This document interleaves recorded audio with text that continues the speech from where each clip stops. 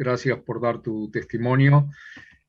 Primero queríamos, por favor, que les cuentes a las y los integrantes del tribunal y a quienes forman parte de este debate, eh, quién sos y cuál es tu trayectoria profesional y a qué te has dedicado y a qué te dedicas, brevemente.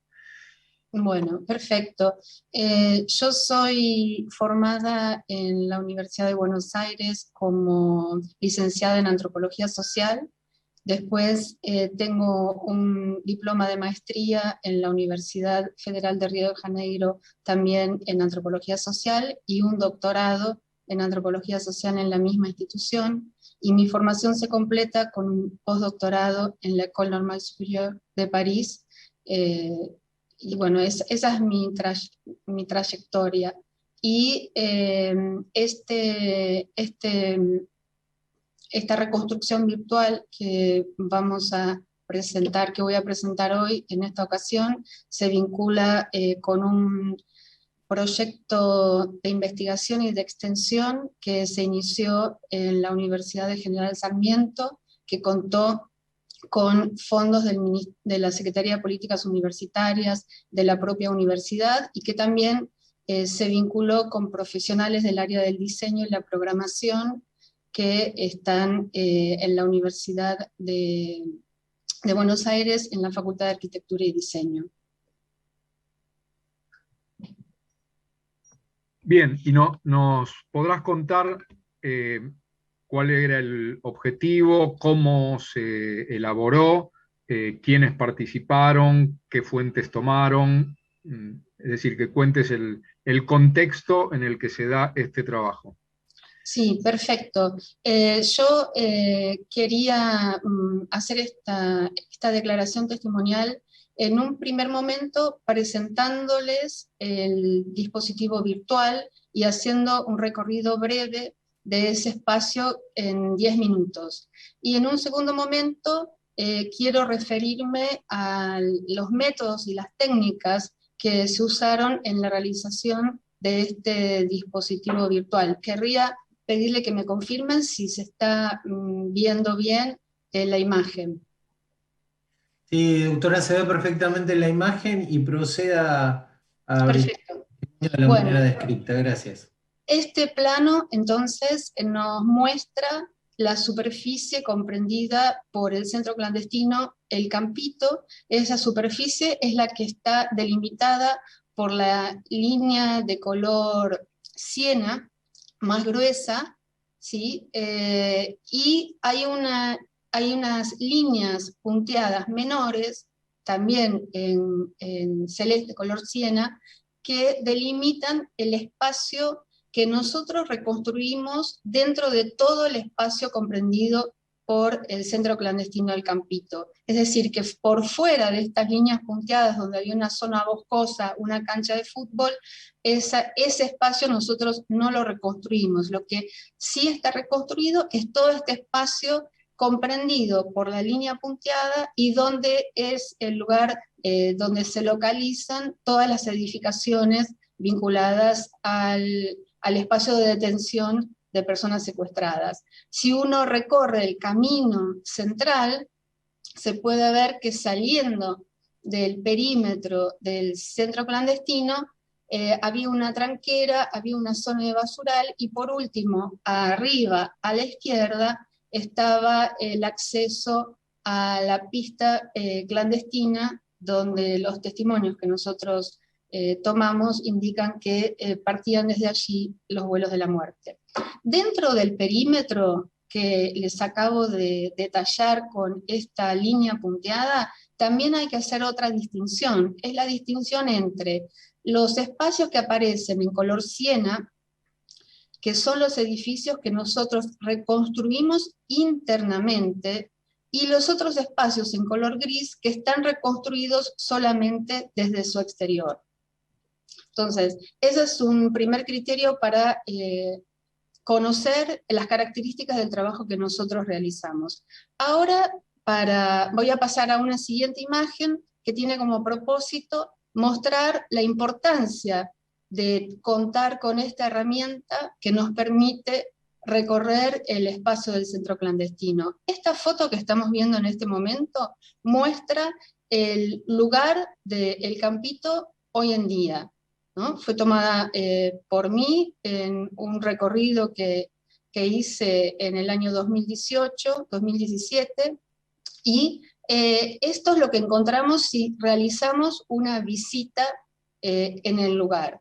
Ahora vamos a mostrar una imagen contrastante que muestra lo que esta herramienta del dispositivo virtual nos permite conocer y recrear en el espacio físico. Estamos en el mismo lugar que es el camino central. Pasamos de una imagen boscosa a una imagen que nos permite tener una idea de cómo se componía el centro clandestino. Ahora vamos a pasar directamente a la reconstrucción y vamos a empezar a recorrer este espacio. Vamos siempre a tomar como punto de referencia en la descripción este camino central, porque el camino central, digamos, se extendía desde el inicio hasta el final del centro clandestino. Ahí podemos ver las edificaciones y si giramos la cámara vamos a poder observar el portón de ingreso a El Campito. Este era el portón desde donde ingresaban los autos que traían a las personas secuestradas. Vemos al exterior, vemos una garita y hacia el interior a la derecha también podemos observar una segunda garita de seguridad. Al hacer un paneo también hacia el sector derecho, vamos a ver que podemos encontrar un quincho que era utilizado como un lugar de estacionamiento para los autos. Los testimonios que nosotros recogimos para este trabajo también coinciden en destacar la existencia de un tanque de agua que estaba pintado en color rojo y cuyos cimientos fueron identificados por el trabajo del equipo argentino de antropología forense. Ahora vamos a retomar en este recorrido al espacio central, al camino central, y vemos hacia nuestra izquierda está en primer lugar el edificio llamado edificio de mampostería. Este edificio funcionaba como el lugar de control y gobierno, digamos, del centro clandestino, y a él vamos a volver al final del recorrido. Vamos a continuar recorriendo el espacio y lo que vemos a la izquierda es una pequeña usina o elemento que genera electricidad para el campo. Hacia adelante, a la izquierda también, están los baños que eran utilizados por las personas secuestradas, y haciendo un breve giro hacia la derecha, vamos a ver también unas construcciones. Las primeras son edificaciones que servían, la más pequeña que está pintada de blanco era un depósito, y la que está antes era un lugar que era utilizado por los integrantes de las Fuerzas Armadas. El espacio que se abre a la derecha a continuación era lo que se conocía como Pabellón 3. El Pabellón 3 fue un espacio donde se alojaban a las personas que eran secuestradas en el centro clandestino. Podemos ver que sus características son las de una caballeriza, que era la función inicial que tenía este espacio. Era un espacio construido en chapa, tenía piso de tierra, no tenía ninguna ventana o abertura de luz natural, y las personas secuestradas eran mantenidas en el piso, engrilladas por los tobillos y a su vez unidas a una cadena que se sostenía de los extremos del galpón o de los postes que habían servido a la función de la caballeriza anterior. Este era un lugar que, según los testimonios que nosotros recabamos, nuestras fuentes, era extremadamente frío. estaba infectado de ratas, y este fue el espacio donde, por ejemplo, estuvo detenida Sandra Missouri cuando tenía 11 años. Ahora vamos a volver nuevamente al camino central. Ese otro galpón es el pabellón 2, el que está al lado del pabellón 3. Y volviendo a este camino central, vamos a ver un eucalipto que también, como el tanque de agua, funciona como una suerte de punto de referencia para muchas de las fuentes que nosotros recabamos. Este eucalipto actúa como punto de referencia justamente porque la vegetación de la zona es principalmente de coníferas, y entonces este era un árbol que se destacaba del resto. Antes de ir a recorrer brevemente el pabellón 1, lo que tenemos al lado exteriormente es lo que se conocía como maroma de los perros. Esto era un alambre que era extendido entre dos extremos, donde se ataba a los perros que, de acuerdo a las fuentes que nosotros recabamos, eran utilizados como forma de amedrentamiento. Acá tenemos entonces el pabellón 1. Este también era un espacio donde se alojaba a las personas secuestradas. Como vemos, tiene otras características del pabellón 3. Este lugar tenía ventanas que estaban cerradas con barrotes, y además estaban cubiertas las ventanas con telas. Las características de alojamiento de los detenidos eran prácticamente similares a las del galpón 3. Tenía, bueno, piso de mosaico y de cerámico, tenía un lugar separado al fondo donde, de acuerdo a nuestras fuentes, estaban alojadas varias de las mujeres embarazadas que estaban detenidas en el centro clandestino. Y si giramos a uno de los lados, salimos de este pabellón 1, tenemos una suerte de anexo del pabellón, donde también nuestras fuentes indican que en este lugar había mujeres embarazadas, y también se alojaba a los secuestrados que eran obligados a realizar tareas de mantenimiento del centro clandestino. Vamos a salir ahora de este espacio para empezar a recorrer en forma paralela al camino de ingreso en la parte de atrás del centro clandestino. Al salir del pabellón 1 nos encontramos con la perrera. Después, si seguimos dirigiéndonos desde el fondo del centro clandestino hacia la zona de ingreso, vamos a ubicar unos piletones. Hay también una zona de pileta y de quinchos, porque el centro clandestino antes había tenido otra funcionalidad. Y lo que nos vamos a encontrar es con el edificio de mampostería visto desde la parte de atrás. Este edificio de mampostería, que, digamos, visto desde este lugar, tenía 5 puertas de ingreso. En los dos extremos estaban los espacios que servían como oficina de los jefes de los grupos de tareas.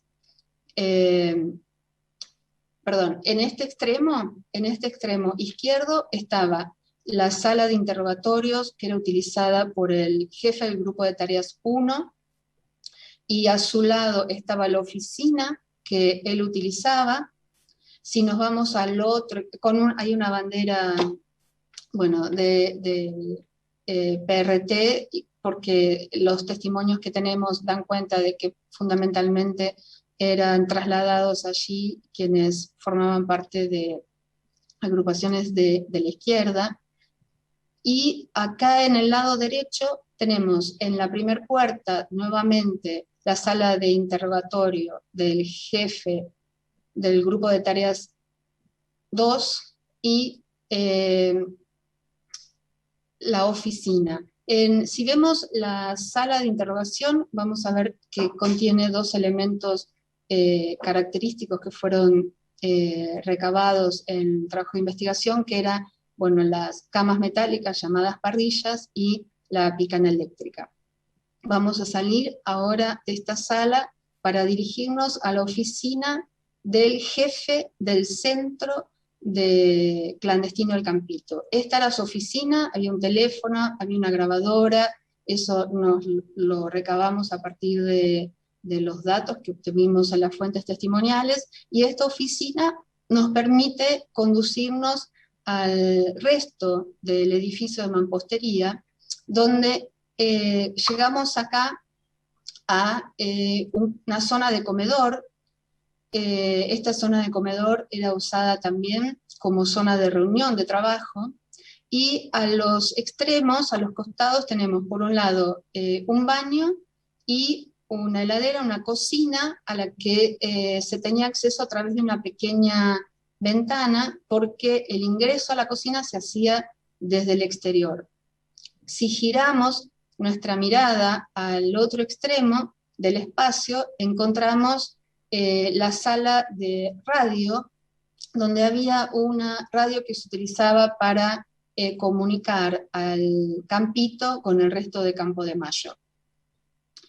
Vamos a salir ahora del edificio de mampostería para observar un último espacio que está formando parte de este edificio, y que es esta sala que se la conoce como una sala de enfermería, donde también se utilizó para interrogatorios, pero donde recibían atención algunos secuestrados que llegaban malheridos al centro clandestino, como es el caso, por ejemplo, del testimonio de Scarpati, y este fue el lugar donde también se realizaron partos de las mujeres que estaban embarazadas en el centro de detención.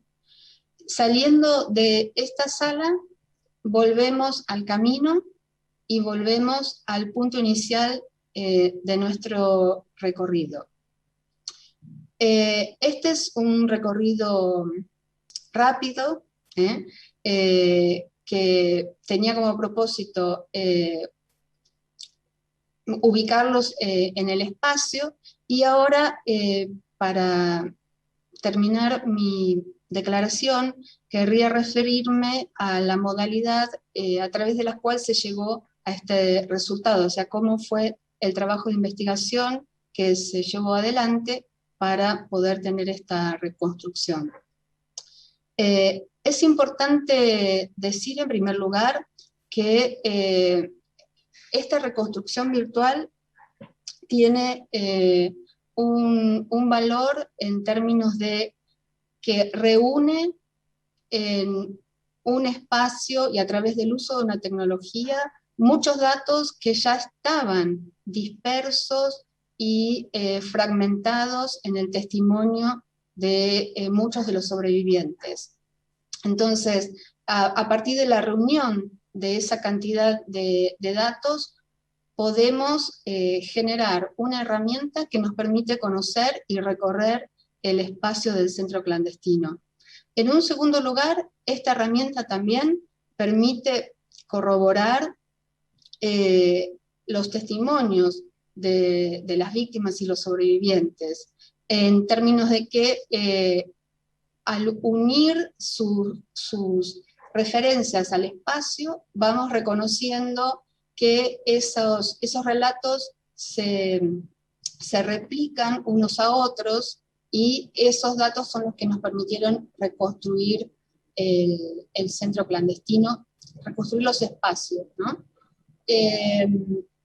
Este trabajo es un trabajo que involucró a un equipo grande de gente, con aproximadamente 20 personas. Por un lado, un equipo de trabajo que coordiné yo y estaba vinculado al área de Ciencias Sociales en la Universidad General de General Sarmiento y a la Universidad Nacional de San Martín, y por otro lado a Martín Malamud y a Diego Cajide, que están vinculados al área de diseño y lenguajes de programación y que conforman el colectivo Huella Digital.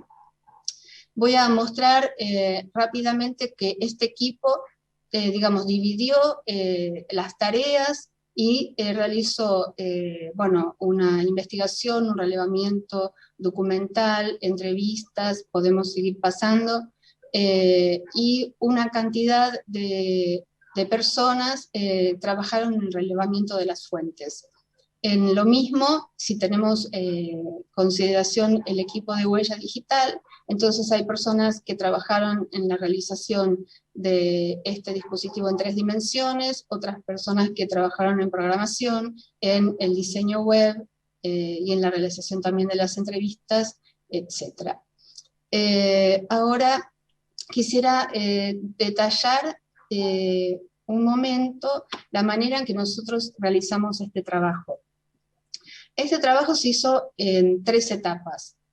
En una primera etapa, nosotros hicimos, el equipo del área de ciencias sociales, un relevamiento minucioso de fuentes testimoniales. Estas fuentes testimoniales se obtuvieron, en primer lugar, de testimonios judiciales. Estas fuentes testimoniales nos sirvieron para ir identificando la descripción que los sobrevivientes hacían de los espacios donde habían estado, y con eso fuimos creando una base de datos sobre cada uno de los edificios que componían el espacio del centro clandestino. Una vez que tuvimos ese relevamiento de testimonios judiciales, hay más testimonios que utilizamos, y hay más. Entonces, una vez que tuvimos un relevamiento exhaustivo de todos los testimonios y obtuvimos los datos que se refieren al espacio, creamos esta base de datos, y con esta base de datos ahí empezó a trabajar el equipo de huella digital. Lo que ellos hicieron con las descripciones que nosotros les pasamos y la base de datos que creamos fue hacer un primer borrador virtual del dispositivo de Campo de Mayo. Ese primer borrador nos permitió pasar a una segunda etapa. La tercera etapa, perdón, entonces la segunda fue el borrador, la tercera etapa consistió en realizar entrevistas a sobrevivientes.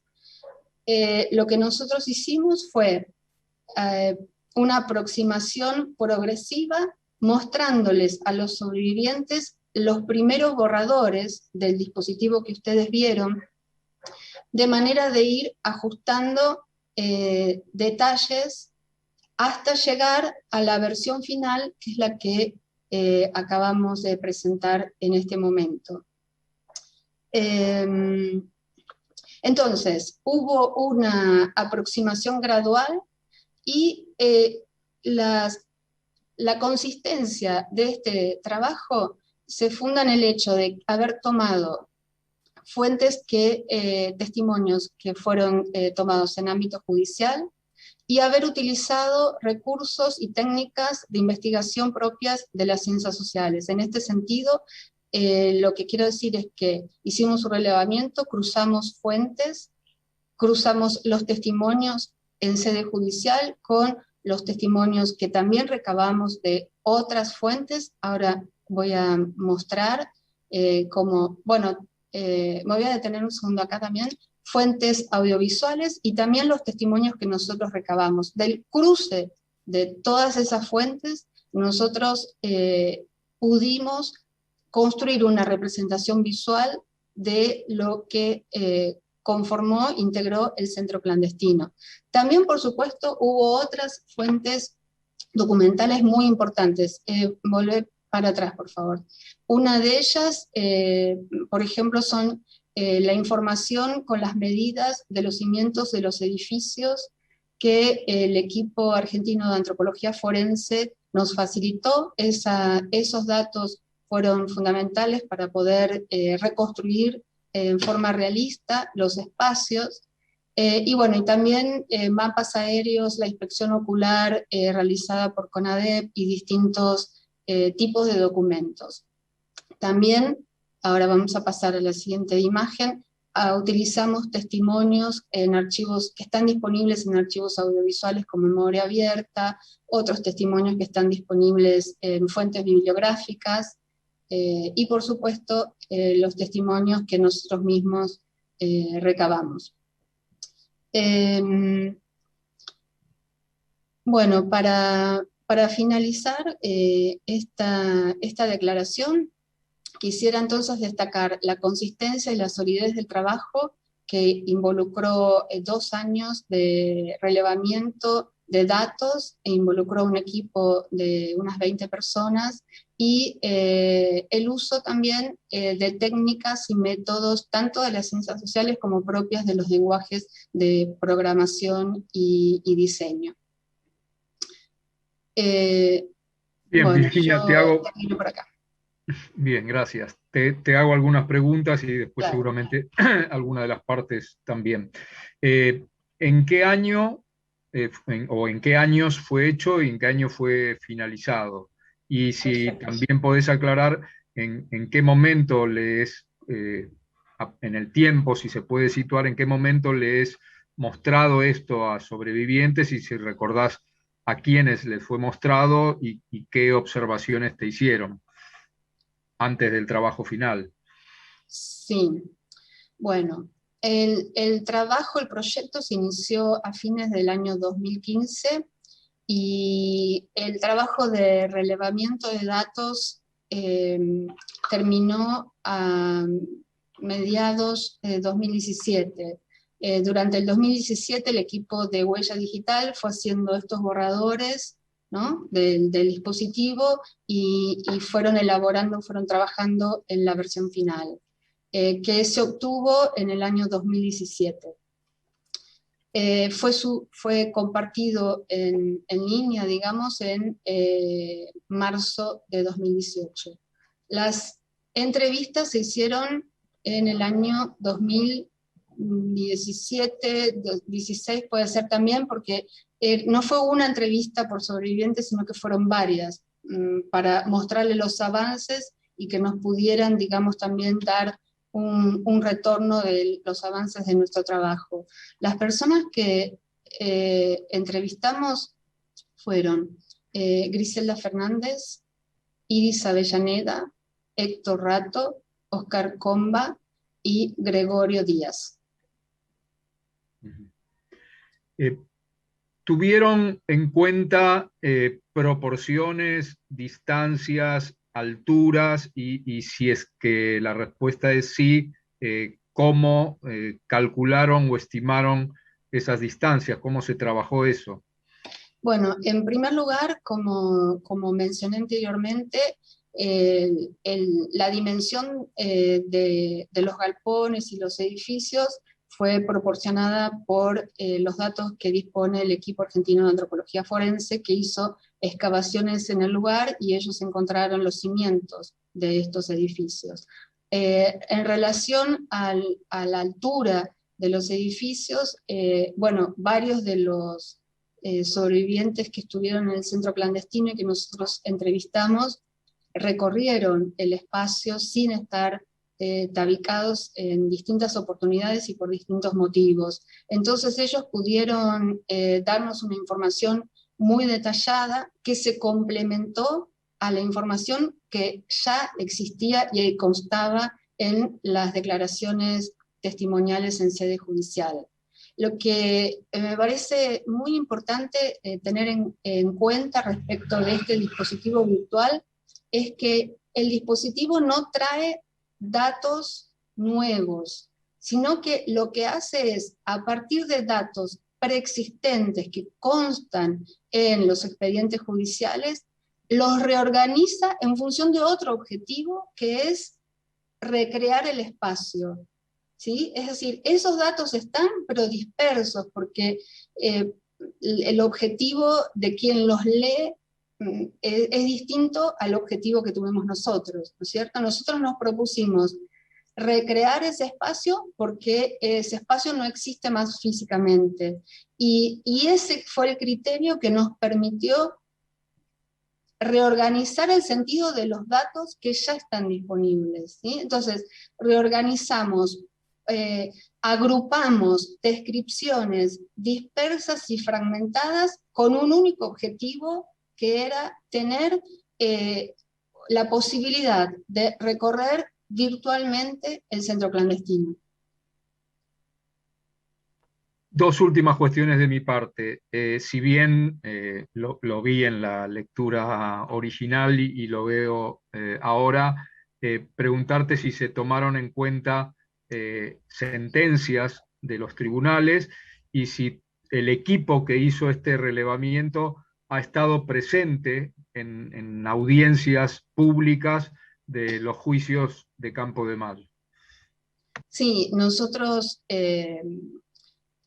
lo que recuerdo ahora es que sí tomamos las sentencias de los juicios 1 a 9, y también durante el año 2016 y parte del 2017 presenciamos audiencias de tribunal oral que se encuentra en la calle Ricardo Gutiérrez, si no recuerdo mal, de San Martín. Entonces, a lo largo de ese tiempo también asistimos a las audiencias orales.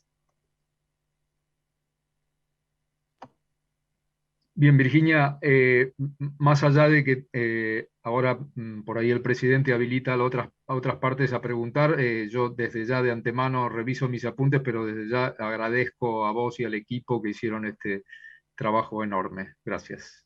Gracias, presidente. Gracias, doctor. ¿El fiscal desea hacer alguna pregunta? Sí. Tiene la Gracias. palabra. He perdido la testigo en mi... de acuerdo. Acá estoy. Buen día, muchas gracias por el testimonio y felicitaciones por el trabajo. En algún momento de tu testimonio vos mencionás, valga la redundancia, testimonios que ustedes tomaron respecto al lugar de donde partían los vuelos de la muerte.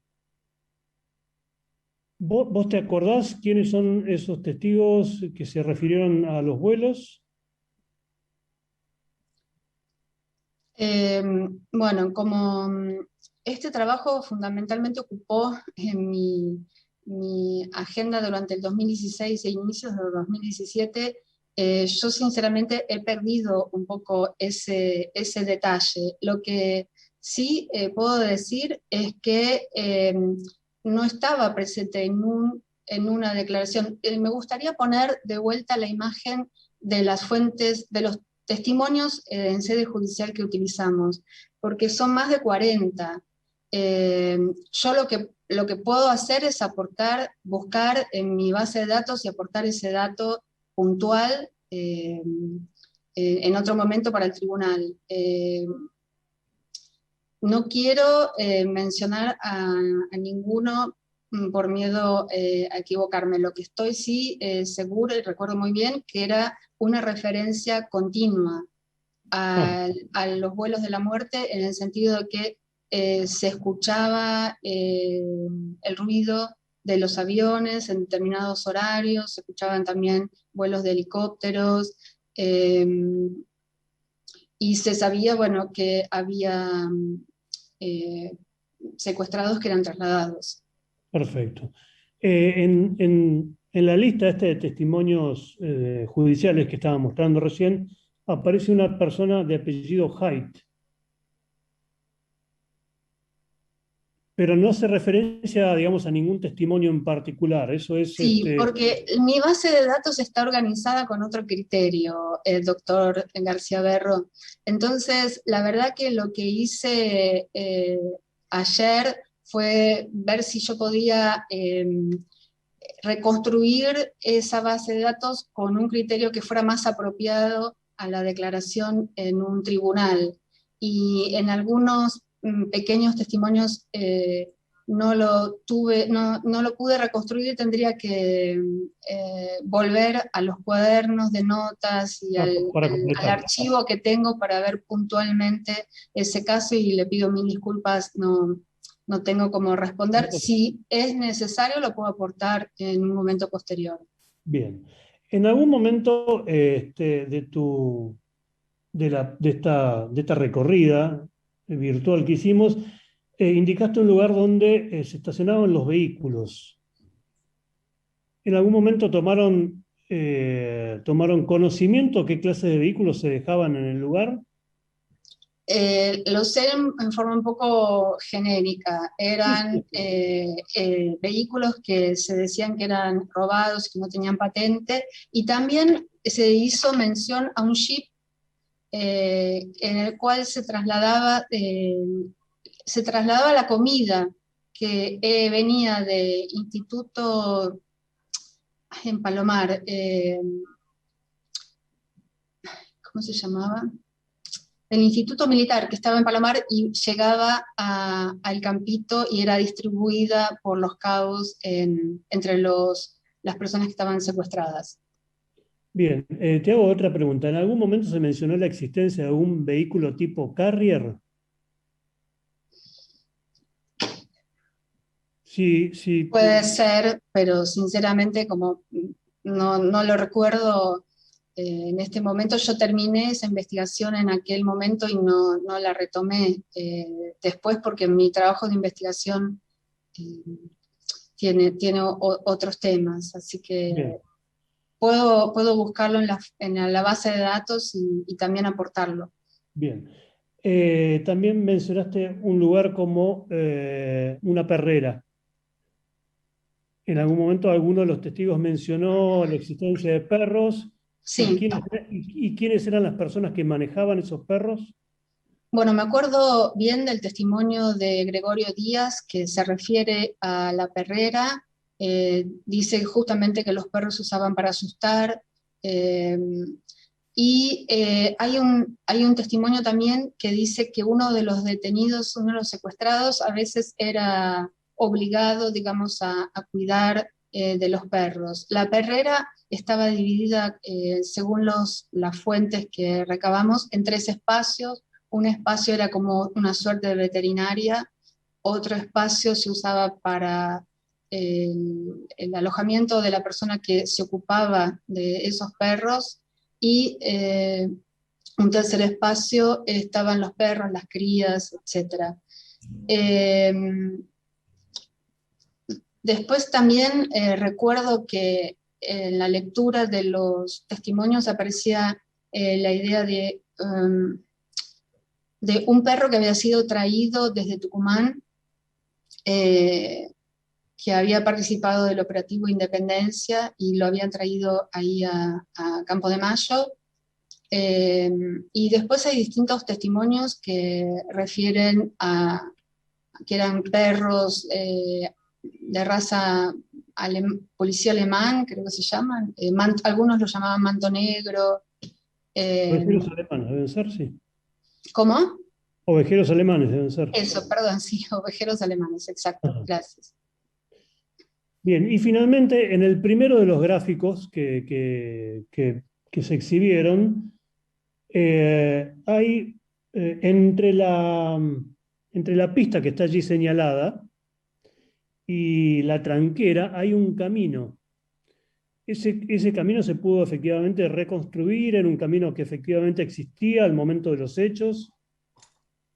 Ese camino está incluido en ese plano porque lo identificamos en la lectura de las fuentes. No lo reconstruimos en el dispositivo virtual porque es muy distante el espacio de la pista del espacio de las construcciones, y se hacía un poco difícil incluir en el recorrido tantos elementos, ¿no? Pero sí, existe en ese plano porque fue corroborado en el análisis de las fuentes.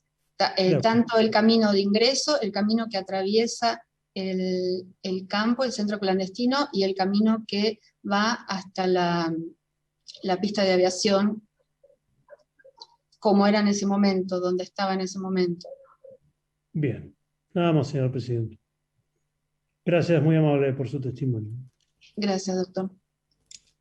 ¿Alguna querella quiere formular alguna pregunta? Doctora Niquiarico tiene la palabra. Gracias, presidente. Virginia Niquiarico, de la Secretaría de Derechos Humanos de Nación. ¿Cómo estás? Mucho gusto. Yo quería hacerte una pregunta también vinculada a la última que te hizo el fiscal con respecto a ese camino que se señala muy acotadamente en la primer diapositiva, en la que hay una visión aérea de esquema, no la fotografía que vos tomaste. Y recién acabas de decir que por la distancia que había a la pista no se fue incluida. ¿Cuál es esa distancia que motivó a que no fuera incluida? Si hay alguna información al respecto. Sí, ese dato lo tenemos.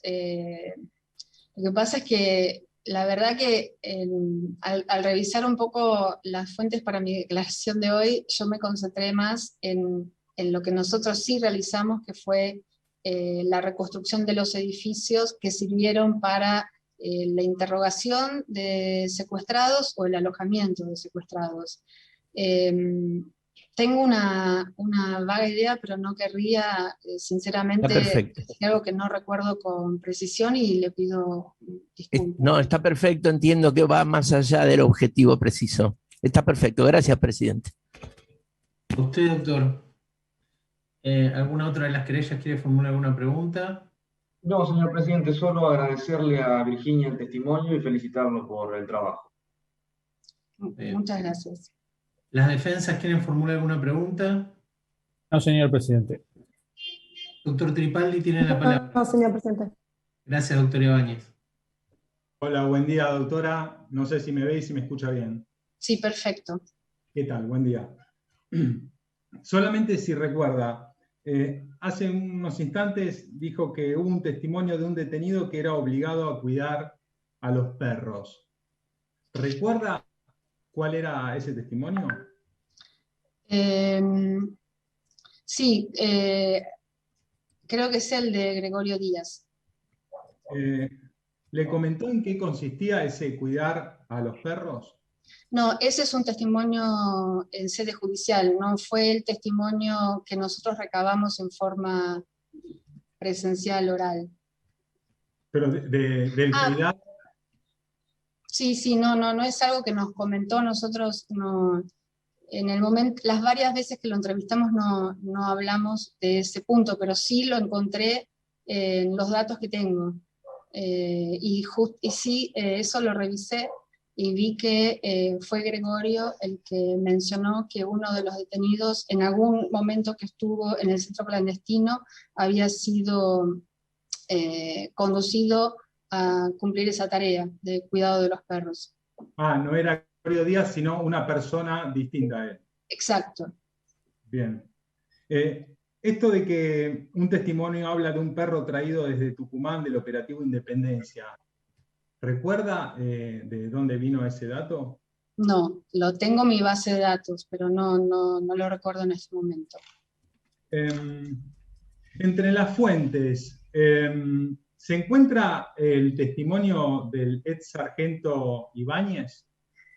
Entre las fuentes, sí, porque si ponemos las imágenes anteriores, creo que estaba señalado en esas tablas de fuentes, es en la última, ahí, perfecto. Entonces está el testimonio brindado al Tribunal de San Martín en 2007, en 2009, y la propia audiencia oral donde estuvo el equipo, que fue en 2016, diciembre del 2016. Bien, yo había estado leyendo del informe, más allá de lo que está declarando hoy usted, que también habían tomado como fuente de Ibáñez algo que no aparece ahí, le quería preguntar por eso, para ver si me lo ratifica o me lo rectifica. Habían tomado en cuenta una declaración que él habría hecho en el Archivo Nacional de la Memoria en el año 2008. ¿Estoy en lo correcto? Sí, está en lo correcto. Bien. Le pregunto en cuanto a la bibliografía. Tengo acá apuntados 4 libros.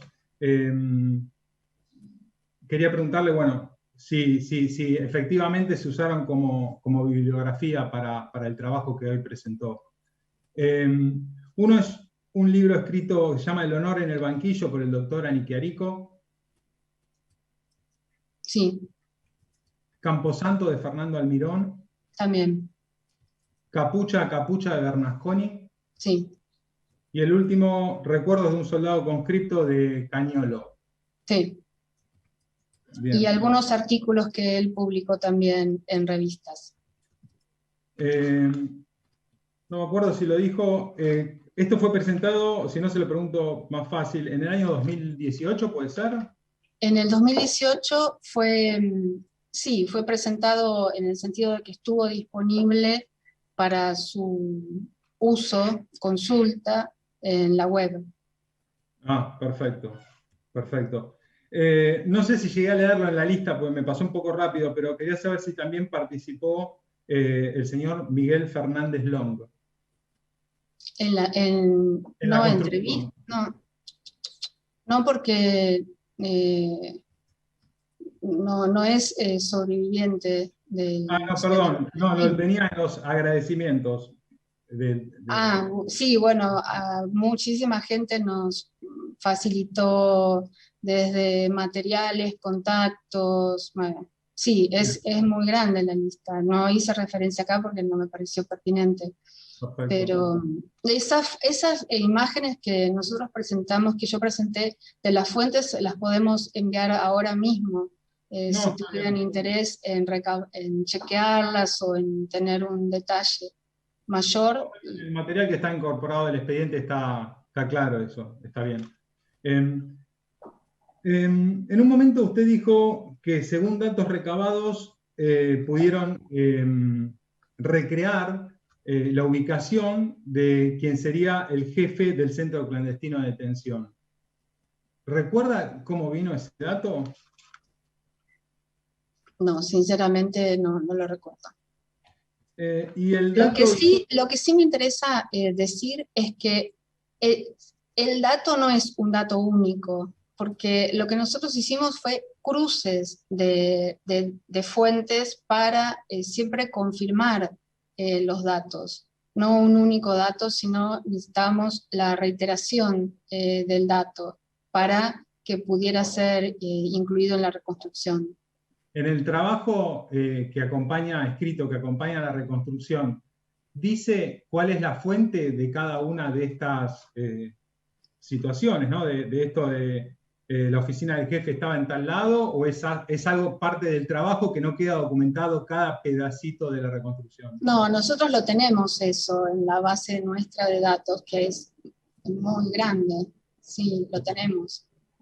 Por eso es que lo que reitero es que podemos ponerlo a disposición, ese material, dado que en este momento yo no tengo el recuerdo puntual de cada dato con cada testimonio. Está bien.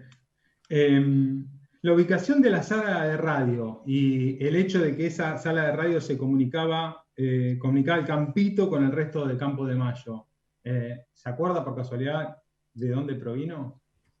Las referencias a la sala donde estaba la radio utilizada para ese tipo de comunicación las obtuvimos principalmente de Víctor Ibáñez, en los testimonios que nosotros utilizamos. Bien. En el trabajo... Porque ese era un lugar que él ocupaba, eso sí lo recuerdo. Tal cual. En el trabajo de reconstrucción que terminó en este trabajo que hoy presenta acá, ¿participó el Ministerio Público Fiscal o abogados que representan los intereses de la parte querellante?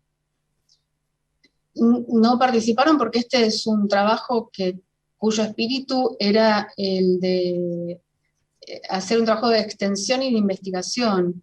Nosotros lo que hicimos fue, una vez que tuvimos realizado la versión final del dispositivo, sí se la acercamos al juzgado de instrucción, al a la Fiscalía de Instrucción, al Ministerio Público Fiscal, a distintas instancias, sí, eso sí lo hicimos y se lo mostramos. Y tuvimos reuniones donde tuvimos un diálogo, un intercambio respecto del trabajo que habíamos realizado. Bien, la última, y ya la dejo. En algún momento, no de la exposición de hoy, sino del trabajo escrito que está agregado al expediente, hay una referencia que dice, habla de lugares y demás, de cómo venía condicionada la comida, y habla de que, dice que daban desayuno, almuerzo, merienda y cena. ¿Recuerda la fuente de eso? No. Bueno, muchísimas gracias, doctora. Muchas gracias, señor presidente, también. Gracias, doctor.